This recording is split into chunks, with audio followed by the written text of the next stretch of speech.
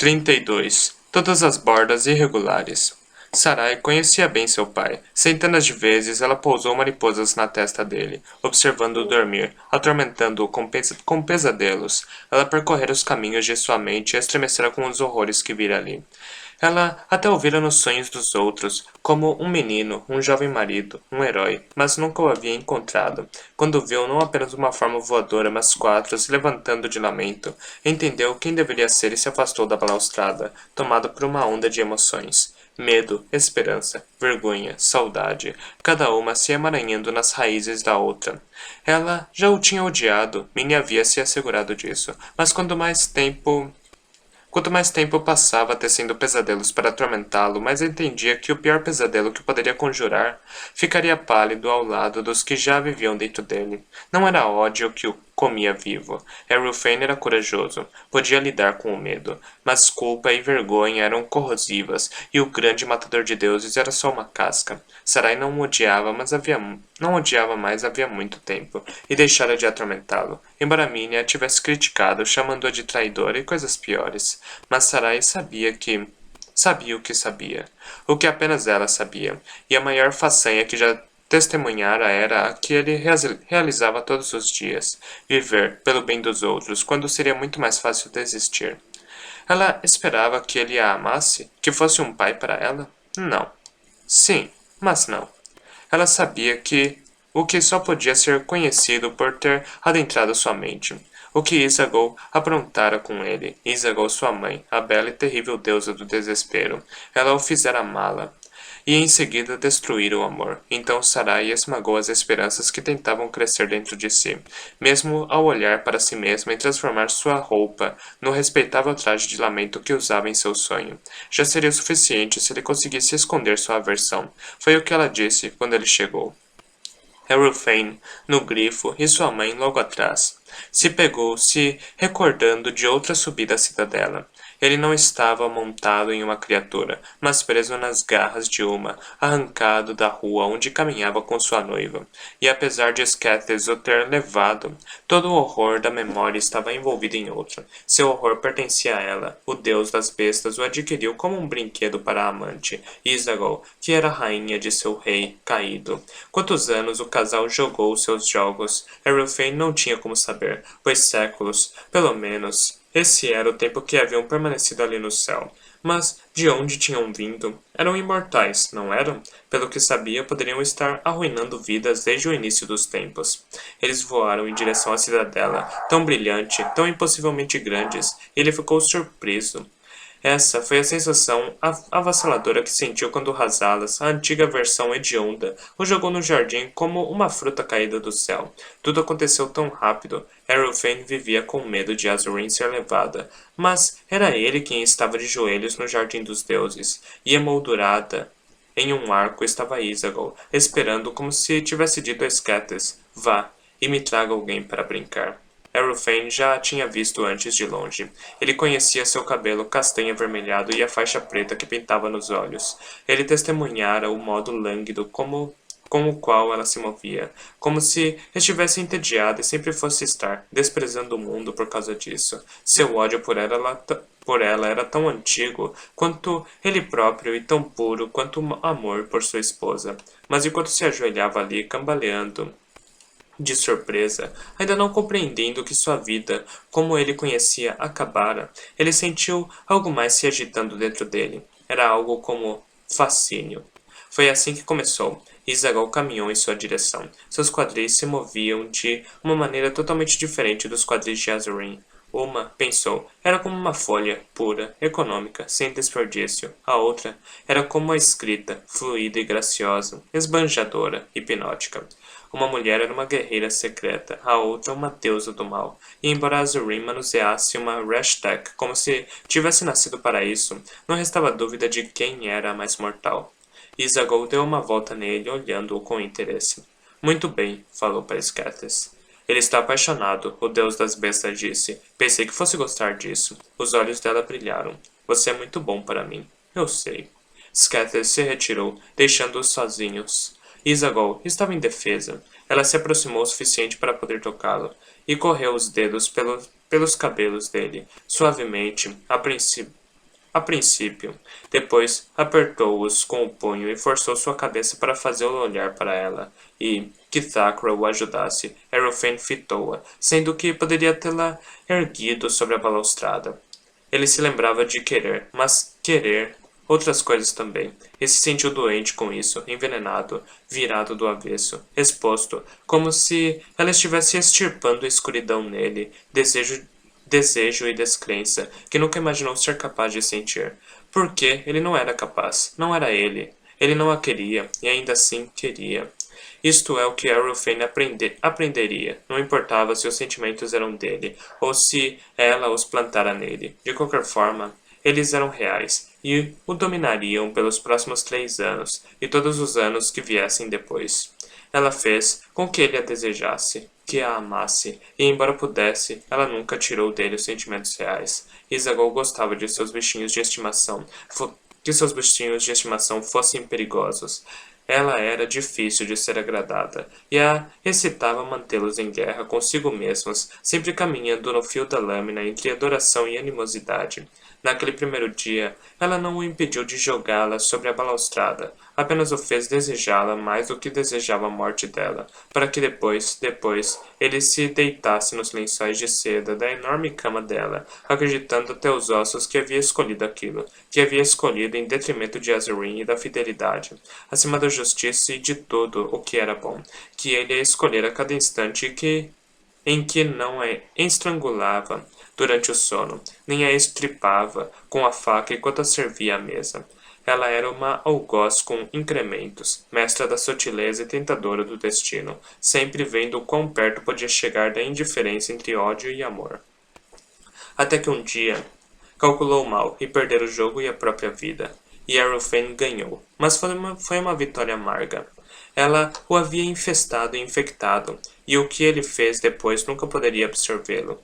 Agora ele retornava à cidadela para encontrar o fantasma da filha que falhara em matar no dia em que se tornou salvador e assassino. Suheila sentia seu filho tremendo e desejou poder comer as memórias dele, assim como Leta havia devorado as dela. Ela também já havia feito essa viagem antes, 40 anos atrás, apesar de tudo, agora ser um vazio. Não se lembrava da abordagem, da cidadela pairando, do jeito como brilhava. Poderia ser sua primeira vez ali, mas não era.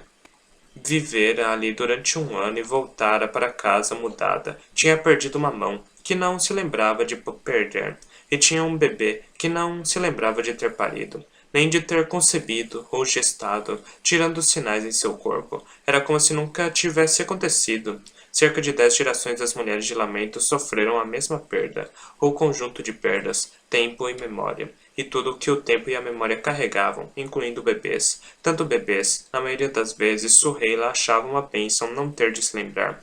Outras vezes, porém, sentia-se roubada de sua dor, imaginando que seria melhor saber tudo. Havia uma sensação entre as mulheres de lamento com a qual tinham de lutar por toda a sua vida. A ideia de que eram apenas meias pessoas, os restos dos deuses, que alguma parte delas ficara para trás na cidadela, morta, devorada ou apagada. Para Azarin era diferente. Ela estava na cidadela quando foi libertada, sua captura por Scathis que, enfim, alimentou a raiva de Arrowfane. Foi o som dos gritos de sua esposa que derrubou o equilíbrio e finalmente o deixou livre para assassinar a deusa, que ele amava e odiava. E uma vez que começou, ficou incontrolável. Matou todos. Ele os aniquilou. Então Leta não tinha mais como devorar memórias. As mulheres, libertadas do braço sinistro, se lembravam de tudo o que acontecera com elas. E não apenas isso, muitas tinham crias dos deuses crescendo dentro de si quando voltaram para casa. Azurin era o oposto de Suheila. Não tinha perdido nem o tempo nem as lembranças, mas isso não significava que fosse inteira. Ninguém permanecia inteiro após a ocupação brutal e seu fim sangrento.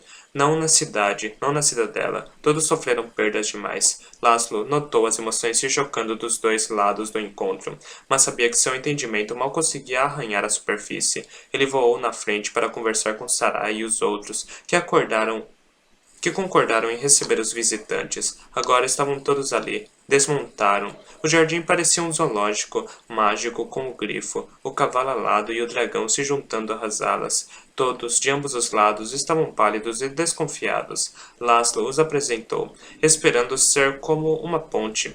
Ficou se perguntando se seria possível que todas as bordas irregulares dele se encaixassem como peças de quebra-cabeça. Talvez fosse só uma ilusão, mas não era melhor assim? Ele estava falando demais, prolongando as apresentações, porque todos estavam tão calados. Arrowfane quis falar primeiro. Ele tinha todas as palavras alinhadas na cabeça, mas a visão de Sarai as bagunçou. Em cor e postura, era tão parecida com a mãe. A princípio, foi tudo o que conseguiu notar, e sentiu o gosto de Billy no fundo da garganta, mas seus traços, tão semelhantes aos de Isagol, eram redefinidos pelo que havia em seus corações. Compaixão, misericórdia, amor, o que mudava tudo. Ele havia se preparado para raiva e censura, mas em seu rosto viu apenas uma esperança hesitante. Houve um sinal na cúspide e outro no topo do quartel em lamento. Quando um se acendeu, o outro imediatamente brilhou sua resposta. Também foi assim com Arrowfane ao ver a esperança de Sarai. Sua própria esperança reagiu em resposta. Doeu e ela se expandiu dentro dele. Era a mesma espécie de esperança dela, frágil e manchada de vergonha e medo. A vergonha era diferente, mas o medo era igual, de ver rejeição nos olhos dos outros. Em vez disso, cada um viu a própria esperança refletida no outro, cintilando como pedras preciosas recém-polidas após terem sido silenciadas sob a poeira. Arrowfane procurou as palavras, mas só conseguiu dizer uma. Filha, falou. E a palavra preencheu um espaço no peito de Sarai que sempre estivera vazio. Ela ficou se perguntando se ele também tinha um espaço assim. Pai, respondeu. Ele tinha esse espaço, porém, não estava vazio. Estava repleto de ossinhos e autodepreciação. Só que agora, a palavra os dissolvia e tomava seu lugar, e era tão mais leve do que o que estava lá antes que Arrowfane sentiu que poderia assumir uma postura ereta pela primeira vez em anos. Sinto muito, ele disse. As palavras saíram arranhando de alguma cova dentro dele, e fragmentos de sua alma pareciam agarrar-se a elas, como carne às farpas de um flagelo. Eu sei, Sarai falou. Também sinto muito. Ele estremeceu e balançou a cabeça. Não suportava vê-la se desculpando. Você não tem nada para se desculpar. Não é verdade. Eu te assombrei. Te dei pesadelos. Eu mereci os pesadelos. Não espero perdão. Sakura sabe. Só quero que você saiba que sinto muito mesmo. Eu não... Ele olhou para suas grandes mãos marcadas. Não sei como pude fazer uma coisa dessa. Mas Sarai entendia. Uma pessoa podia enlouquecer pelo ódio. Era uma força tão destrutiva quanto qualquer dom de Mesarthim, e mais difícil de ser destruída que um deus. Afinal, os deuses estavam mortos havia 15 anos, mas o ódio ainda estava vivo e reinava em seu lugar. Ainda assim, esses três estavam ali, e Sarai não via ódio neles, o que tornou isso possível. Laszlo? Ele estava ao seu lado, e Sarai pensou que enquanto ele estivesse ali, ela poderia fazer qualquer coisa, ver o mundo, ter um lar, ajudar Minia. Ajudar Minia, para que ela pudesse estar ali também, sentindo esperança em vez de ódio. Por que não? Naquele instante, com seu pai na frente dela e Laço ao lado, Sarai sentiu que qualquer coisa era possível. Podemos deixar o passado para trás? Perguntou. Será que podiam? Essa pergunta era tudo. Este é um ótimo lugar para o passado, Sohela falou. Se você não o deixar para trás, ele vai bagunçar tudo e você vai continuar tropeçando nele. Encarou a neta. E ela sorriu, e Sarai sorriu de volta. E na mente de Arrowfane, a última ligação entre Isagol e Sarai se quebrou. Sim, Sarai se parecia muito com sua mãe, mas os sorrisos de Isagol eram provocadores e nunca alcançavam seus olhos. Já o sorriso de Sarai era esplendor e doçura, e havia algo nele. Ele só viu sua luz, mas Sohela e Azurim viram um eco dele, da maneira como ele costumava sorrir antes que Isagol o despedaçasse. Sohela pegou a mão de Azurim, e elas se agarraram uma na outra, e a memória, e a esperança de que ainda veriam aquele sorriso ressuscitar no rosto dele. Havia tanta emoção correndo sobre a pele do momento, não como sangue, mas espírito, mais leve e mais claro, pensou Laszlo. Ele estava exultante. Sarai se sentia vitoriosa. Pardal e Feral estavam emocionados, embora se contivessem, tímidos e desajeitados. Ruby estava lá dentro com Minnie sem saber o que estava acontecendo, e quando descobriu que receberam visitas e nem sequer a chamaram, ela não ficou furiosa por toda a eternidade, mas pela metade, no máximo. Quando Quanto a Minnie, estava perdida em uma névoa de luz, alheia ao fato de que os inimigos estavam ali e que sua família estava sorrindo para eles no jardim, formando um outro nós sem ela. Um nós impensável, que cuspia em tudo o que ela fizera para mantê-los vivos. Ao menos, era assim que ela entenderia a situação, se estivesse acordada. 33. Os não lamentados. Foi Feral quem quebrou o gelo, perguntando sobre a bolsa que a Sorrela carregava, da qual emanava uma gloriosa fragrância morna que só podia ser pão.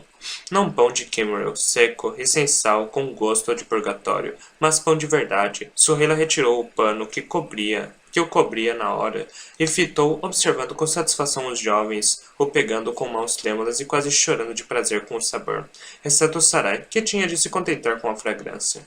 Vou guardar um pouco para Rubi. Vou guardar um pouco para Rubi, Feral disse, com uma pontada de culpa, ante a tremenda ocasião se desenrolando em sua ausência. Suheila elogiou o jardim. É de tirar o fôlego, disse, examinando a exuberância selvagem. Não era assim antes, Harrowfane falou, tentando se recordar. Naquela época o jardim era convencional, tão podado que estava quase morto, e nenhuma folha ousava brotar fora do lugar. Foi tudo pardal, Sarai disse, orgulhosa. E não é só bonito. Ele também é toda a nossa comida. Não teríamos sobrevivido sem o dom dela.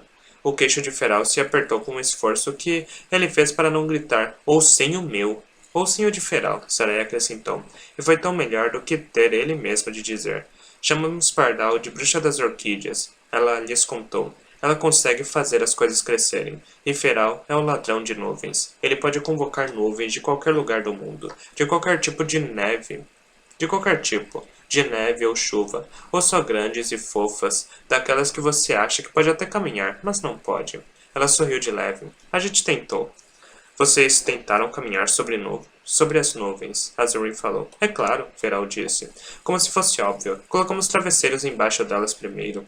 Jardins mágicos e caminhadas nas nuvens, disse Suheila, tentando conciliar as habilidades deles com as que aterrorizaram o lamento. Ela se inclinou para examinar uma flor que parecia um babado de renda que uma imperatriz usaria no pescoço. O que é isso? Nunca vi algo assim antes. É uma das minhas invenções, Pardal falou, corando. Eu a chamo de sangue na neve. Olhe. E ela separou as pétalas brancas para mostrar estames carmesim brilhantes, que de fato pareciam gotas de sangue na neve fresca. Com isso, as duas adentraram em um mundo próprio, indo de canteiro em canteiro, enquanto os outros encaravam o motivo da visita e o que estava por vir, a mudança da cidadela e a libertação de Lamento. Desculpe pedir para que partam, Harrowfane engoliu em seco. Nada disso é culpa de vocês. Vocês não deveriam ser os... Tudo bem, Sarai falou. Estamos prontos para partir. Não podíamos antes, mas agora podemos. Para onde vocês vão? Sarai, Laszlo e Feral se entreolharam. Não faziam ideia. Pardal quer caminhar na floresta, Sarai disse, começando aos poucos. E eu quero nadar no mar. Ela trocou um olhar secreto com Laszlo. Na noite anterior, em seu longo e delirante sonho, haviam feito isso em um mar quente, iluminado pela luz da lua. Eles encontraram uma garrafa flutuante com uma mensagem e nadaram com facas entre os dentes para cortar o arnés de um leviatã e libertá-lo de sua escravidão. Talvez fizessem isso de verdade. Por que não? E o que mais poderiam libertar se saíssem procurando? O pensamento fez as pontas dos seus dedos formigarem e seus braços se arrepiarem. Por acaso, seu olhar iluminou o rosto de Azurin, e a pergunta foi respondida, provocando uma descarga em toda a sua espinha. Eles não precisavam procurar longe se queriam libertar escravos. Azurin observava através da arcada para a galeria, onde o exército fantasma de Minia estava congelado em suas fileiras. Havia vários escravos bem ali. Sarai falou para Azurin. Vou fazer tudo o que puder para libertá-los, prometo. E se você não conseguir? Sarai não sabia como responder. Se não conseguisse, significaria que Minnie estava além do alcance da razão ou da cura. E se isso fosse verdade, o que fariam então? Laszlo colocou a mão nas suas costas e disse. Ela vai conseguir, mas precisa de tempo. E ela terá. Ele foi gentil, mas firme. Sarai sabia que ele a protegeria. Protegeria todos eles, incluindo Minia, na vida que tinham à frente com seus horizontes indescritíveis. Pardal ofereceu chá. Não é chá de verdade, só ervas, disse, desculpando-se. Vamos garantir que você tenha chá de verdade em suas viagens, disse Suheila, e uma pontada de tristeza a pegou desprevenida quando pensou neles partindo. Por toda sua vida desejara que a cidadela fosse embora, e agora que estava prestes a ir embora, ela se sentia triste. Oh, não estava triste por enfim ver o céu livre, sem aquela sombra baixa, representando uma nova era para sua cidade, mas por perder a chance de conhecer essas crianças fortes e brilhantes, tímidas e famintas, que não tinham um lar, além desse, nem ninguém, apenas um ao outro. Podia ver tantos anseios neles, todos presos em hesitação, como se desejassem uma conexão, mas não acreditassem que o mereciam. E isso apertava seus corações, e também a deixava envergonhada, por nunca ter lamentado quando pensou que todos estavam mortos. Cria dos deuses. Quem havia inventado essa expressão? Suheila não sabia, mas sabia de uma coisa: havia partido uma ela mesma. Assim como havia parido uma ela mesma, assim como quase todas as mulheres que conhecia, e todos esses bebês perdidos, todos não lamentados, como se lembravam deles. Como não se lembravam deles, os bebês nunca pareceram reais. Era mais fácil fingir que nunca existiram. Até a liberação. Pelo menos quando Azurin e as outras voltaram para casa com suas barrigas redondas, a terrível prova de tudo aquilo. Ninguém nunca mencionou aqueles bebês também, apesar de indiscutivelmente reais. Haviam nascido no mundo só para depois serem expulsos dele. Tudo sob um manto de silêncio. Uma dor de luto repentina floresceu no peito de Suheila, tão forte que por um momento ela quase não conseguiu respirar. Esses 4 jovens, de sorrisos tímidos e peles azuis, tornavam todos os outros reais também, não como monstros ou deuses, mas como órfãos que eram. Você está bem? Sarai perguntou, vendo sua avó se inclinar e ofegar. Laszlo já estava do outro lado de Suheila, segurando seu cotovelo para ajudá-la. Não havia nenhuma cadeira por perto, mas ele criou uma, que cresceu do chão como uma flor de metal em um caule. Ele a ajudou a se sentar e todos se juntaram ao redor dela. Vou pegar uma água, Feral disse, correndo até a cozinha. O que foi? Você não está bem? Você não está bem? Arrowfan perguntou, agachando-se na frente dela. Ele parecia tão preocupado. Estou bem, ela falou. Não se preocupe comigo. Você consegue respirar? Ele perguntou. São seus corações?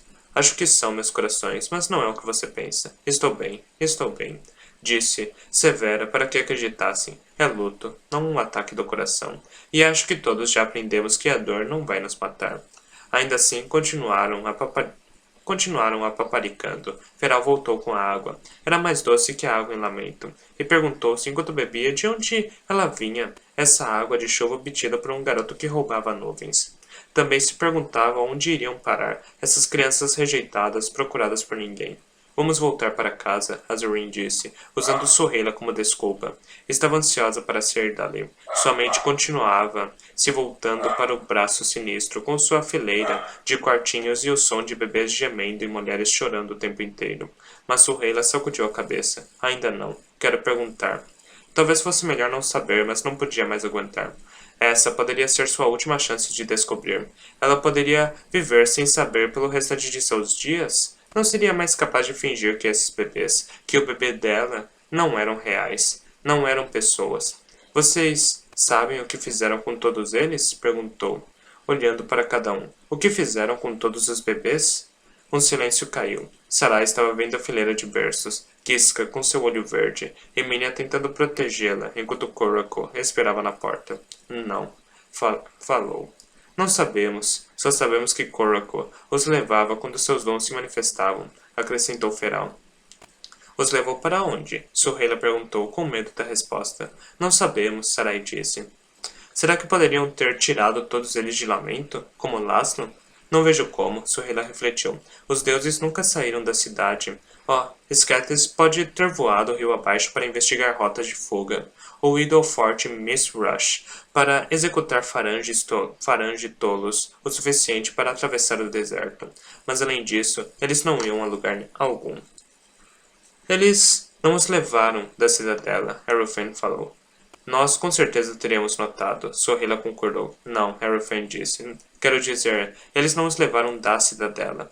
Todos se voltaram para ele, incapazes de entender a distinção entre o que sua mãe estava dizendo e o que ele queria dizer. Estavam concordando, não estavam? Mas Sarai viu que o pai estava perturbado, sem encará-la nos olhos, e entendeu. Sorrila estava especulando. Ele não.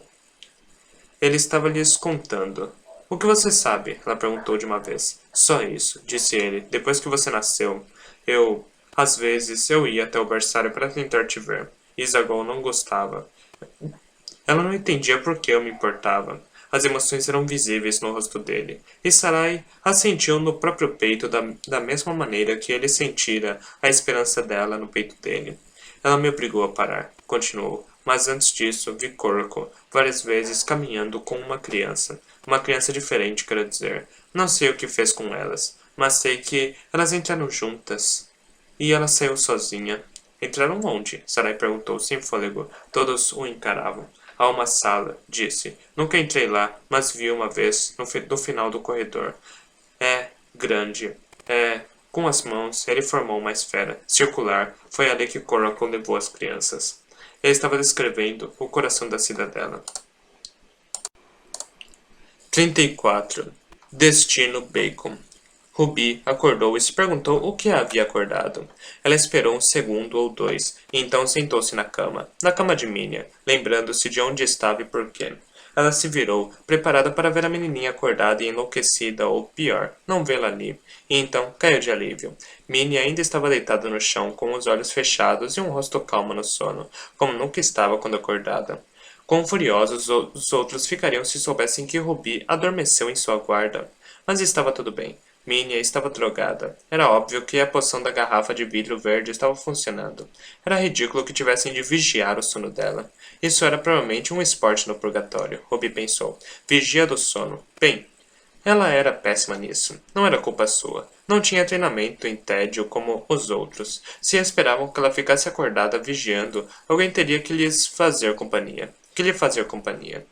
Isso estragou todo o propósito de nós revezarmos, Pardal disse, quando Ruby pediu para que ela ficasse.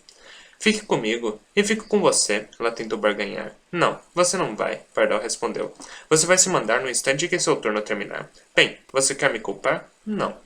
E é por isso que eu estou me mandando agora. E ela fez isso, e Veral também, alegando que precisava encher a banheira na sala da chuva, e Ruby tirou uma soneca, mais por despeito do que por fadiga. Mas agora estava acordada, e quando seu pânico instantâneo recuou, ouviu vozes no corredor. E... aquilo eram passos? Nunca se ouvia passos na cidadela, porque todos andavam descalços o tempo todo, só que Ruby estava ouvindo passos, e subitamente ficou alerta. Pulou para fora da cama e desceu correndo as escadas do quarto de Minia, cruzando a antecâmara abobadada até a porta. Laszlo a deixara aberta ao trazê-la de volta à vida, já que todos iam e vinham por ali com frequência. E isso se revelou uma coisa boa. Caso contrário, Ruby não teria ouvido nada, nem teria acordado, nem colocado a cabeça para fora no corredor para inacreditavelmente ver pessoas atravessando a passagem à frente. Pessoas totalmente humanas, totalmente vivas, que usavam botas. Ruby se enfiou de volta para dentro com a respiração acelerada. O que pessoas estavam fazendo na cidadela? Expirou mais uma vez. Estavam indo para a passagem que levava ao coração da cidadela, e Ruby percebeu algo que não notara antes. Laszlo, Sarai, Pardal e Feral estavam caminhando com elas. Calmamente. Até onde ela podia ver, ninguém mantinha ninguém refém. E... seria cheiro de pão? Bem, se eles pensaram que ela ficaria ali assistindo Minnie dormir em um momento como este, estavam muito enganados. Ela os seguiu, indignada. Todas as almas deixadas em lamento estavam observando a cidadela. Depois de tantos anos vivendo apavorados diante dessa visão, era difícil fazê-los olharem para ela agora. Mas alguns dos seus haviam subido lá, e nada seria fácil até que eles voltassem, então ficaram olhando. No meio dessa curiosa espera, Souzurin e Oswin voltaram. Haviam sido mandados por Azurin para Ernetsara, e retornaram apenas para descobrir que ela e Arylfane haviam voado com Laszlo até a cidadela. Suponho que isso signifique que não precisam mais dos nossos serviços, comentou Oswin. Eles eram o casal de botânico e mecânica que criou o trenó de seda, uma máquina voadora inteligente impulsionada pelo gás das flores de Ulola, em decomposição. Faziam parte da delegação do Matador de Deuses, e haviam deixado a cidade na outra manhã com quase todo mundo. Bem, não posso dizer que estou arrependido de ter voltado, disse Sozurin. Não que eles se importassem com as condições ruins de Enetsara. Tinham vindo do Ermoth Thanagost e não se afetavam com facilidade por um pequeno acampamento. Era com seus companheiros farange que se importavam. As amarguras e brigas haviam envenenado o próprio ar. Sozurin imaginou que os outros poderiam enfrentar o perigo e as inconveniências com mais coragem se ainda acreditassem que a grande recompensa do Matador de Deuses pudessem ser deles no final, mas eles eram homens de fato inúmeros. E, como o problema de lamento não parecia mais solucionável por meios mundanos, acabaram amargurados com sua repentina irrelevância. A palavra antinatural era lançada como uma batata quente, e o doce e sincero laço estranho foi transformado em um gênio infernal que os enganara. Você acha que é seguro ficar? Perguntou o Azuin, esfregando a careca. O comboio deles não tinha sido muito claro sobre a situação na cidade, mas ninguém parecia estar em pânico, e isso era bom. Alguns estarão mais seguros se ficarmos. É menos provável que eu cometa assassinato aqui, respondeu Sozurin. Bem, então é isso. Assassinato é um péssimo incômodo. Toda aquela papelada, cadáveres. Sozurin ergueu uma sobrancelha. Papelada para assassinato? Tem papelada para tudo. Vamos reivindicar nosso artigo 4º. Nosso antigo quarto, minha senhora. E assim caminharam até a Câmara dos Mercadores, onde foram recebidos pela surpreendente vista de Theon Nero, desatrelando um burro de um carrinho. Definitivamente ele estava desalinhado. Suas roupas, geralmente imaculadas, eram amassadas e empoeiradas. E seu famoso cabelo dourado todo despenteado. Oh, ele disse, surpreso por vê-los, e deu um sorriso. Vocês voltaram. Por um momento, apenas o encararam. Ele parecia um homem diferente daquele que conheceram viajando pelo Emothaleth, que certamente nunca tocaria em um burro, nem vestiria uma camisa suja, muito menos sorriria de verdade. Seus sorrisos eram mantidos em conserva, como se tivessem sido preservados no vinagre em alguma ocasião anterior só para servirem de enfeite nas expressões artisticamente estudadas. Esse sorriso era torto e solto e parecia nascido da risada. Ele não estava sorrindo. Ele não estava sozinho. O jovem Tizerkane Rusa estava com ele, segurando uma pesada frigideira preta, com uma longa tira de bacon pendendo da boca, como a língua de um cachorro. Isso também era esquisito. Não a língua de bacon. Isso era Rusa todinho, mas o guerreiro ser amigo de Laston, e nunca houve qualquer amizade entre Theon Nero e eles. Bem, Sozurin pensou, o desastre traz companheiros estranhos. Quer um pouco de bacon? Theon perguntou. Nunca digo não para bacon, Oswin respondeu. Os jovens estavam do lado de fora, para ficar de olho na cidadela. Depois de testemunharem a partida das criaturas voadoras de metal, tiraram no palitinho para decidir quem voltaria para pegar o burro. Theon perdeu, e já estava na metade do caminho para a cratera quando lhe ocorreu que ele deveria estar furioso. Rusa com certeza tinha trapaceado com os palitos. Ele tinha, é claro. E, além disso, Theon deveria estar isento de tais tarefas. Ele não cuidava de burros, mas sua indignação se recusava a inflamar. Não queria isenção, queria sair resmungando e buscar o maldito burro, voltar e ser provocado por isso durante uma refeição feita de sobras com os amigos. Amigos? Um par de guerreiros e um ladrão? Mesmo agora uma voz dentro dele lhe dizia que eles eram plebeus, incompatíveis com seu nível, e ficavam ridículos juntos. Só que agora, aquela voz lhe soava arrogante e condescendente, e ele queria colocá-la em uma jarra e jogá-la no rio, para sentar-se e comer bacon com seus ridículos amigos plebeus. Kalesh e Tzara emergiram da câmara com uma bandeja cheia de coisinhas. Kalesh gritou ao ver seus colegas farange de volta e os abraçou. Logo em seguida, deu um passo para trás, colocou as mãos nos quadris e os encarou com severidade. Não acredito que vocês se mandaram, disse. Nós, os bons faranges, ficamos aqui, fazendo trabalhos altruístas em total desrespeito à nossa própria segurança. Tão altruístas quanto garantir que o queijo cumpra seu destino, Zara comentou. Kalish disse. Não estou brincando. No meu país, é crime desperdiçar queijo. É o verdadeiro motivo de eu ter sido presa. Você me chamou de bom farange? Theon perguntou, interrompendo-a. Não, até parece, zombou Kalish. Chamou sim. Eu ouvi. Theon se virou para Rusa. Você também ouviu. Ouvi Destino do Queijo, Rusa falou, apesar de ser difícil de entendê-lo, porque ainda tinha bacon na boca e tinha que falar com os dentes juntos para não derrubá-lo. Eu ouvi, Zara falou. Ele está te ganhando, admita. Só porque ele achou bacon, Kaish disse, pegando uma fatia da frigideira, segurando no alto. Ela falou, muito séria. O bacon também tem um destino. Eles pegaram uma mesa da sala de jantar e buscaram cadeiras extras para Solzrin e Oswin. Então, como vão as coisas rio abaixo?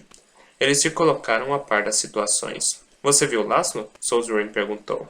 Ele está bem? Bem, não conseguimos falar com ele, Kalish disse com uma carranca.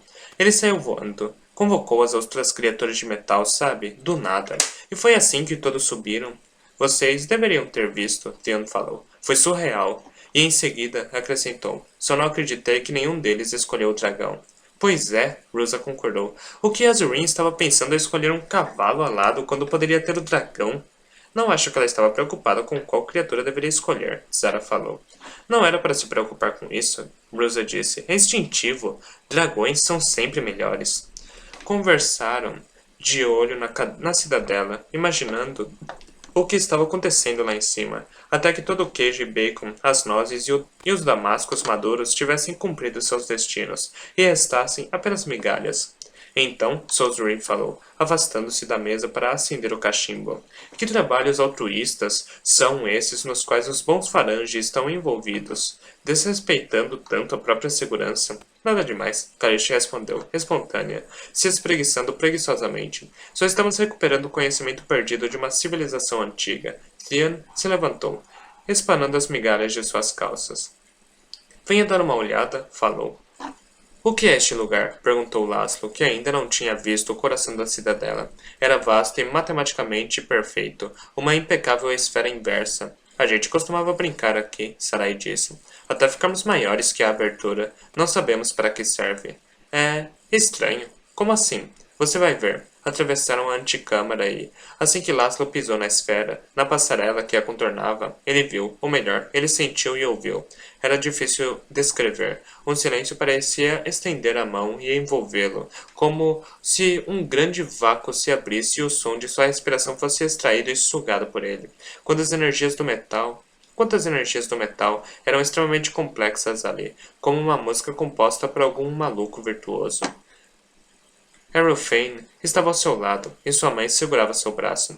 Eles olharam em volta, sem saber o que esperar, e todos eles, fosse essa a primeira vez que entravam ali ou não, eram igualmente incapazes de entender o que poderia ter sido feito com as crianças ali, para que entrassem e nunca mais saíssem. Talvez eles as tenham sacrificado, Feral falou. Não, ouça, é o coração da cidadela. Talvez ele precise de sangue ou espírito para funcionar, ou algo assim. Talvez o metal tenha absorvido as crianças. E seja por isso que é mágico. Que absurdo, Sarai disse. É mesmo? Ele perguntou, sentindo que estava chegando em algum lugar. É um absurdo, Laszlo concordou com Sarai. O metal não se alimenta de crianças, sinto lhe dizer. Então o que é? Feral perguntou, desapontado. Não que ele quisesse que o metal se alimentasse de crianças, só que não se importaria de estar certo. Não sei, Laszlo falou. Ele pensou no jogo das teorias de Kalish que jogaram ao atravessar o Emuthaleth. Tinha ganhado por acaso, com uma teoria que era bizarra, mas o que poderia ser bizarro agora, nesse momento de serafim e magia? De serafim e mágica? Ele avaliou a câmara, das enormes vespas de metal empoleiradas na curva das paredes até a esfera flutuante no centro, e começou a caminhar pela passarela. Segurava a mão de Sarai. Ela o seguiu. Os outros também, incluindo Ruby, que se juntara a ele sem dizer nada, apenas desafiando o feral com um olhar. Ela regalou os olhos quando percebeu que era o matador de deuses no meio deles. Laszlo se aproximou de uma das vespas, o pomar do mosteiro vivia cheio de vespas no verão. Quando era menino, sempre levava picadas. Mesmo do tamanho normal, eram coisinhas perversas. Enormes assim, eram pesadelos. As alas e as bestas das âncoras eram grandes o suficiente para sustentar várias pessoas, mas essas estavam em uma escala diferente. Todos os 7, 8, incluindo o Rubi, poderiam caber facilmente dentro de seu tórax. Foi apenas um pensamento disperso, mas provocou uma discussão na complexa pauta de energias que cercava Laszlo e captou sua atenção. Pessoas cabiam ali dentro? Sentindo uma porta no tórax, ele a abriu. Sarai murmurou, esticando o braço para ver melhor. Os outros também se aproximaram. Há cadeiras, ela disse. E gaiolas? Gaiolas pequenas, do tamanho de crianças. Um calafrio percorreu seus braços, porque havia gaiolas no ventre de uma vespa no coração do anjo que pairava sobre Lamento. É uma nave, Lasto falou, olhando de uma vespa para outra. As duas são naves. Com gaiolas, Errolfane falou. Para crianças, terminou Sorreira. A câmara engoliu a respiração dele e encolheu suas palavras, o que apenas aumentou sua inquietação. Era um sussurro assustado. Sarai perguntou. Para levá-las aonde?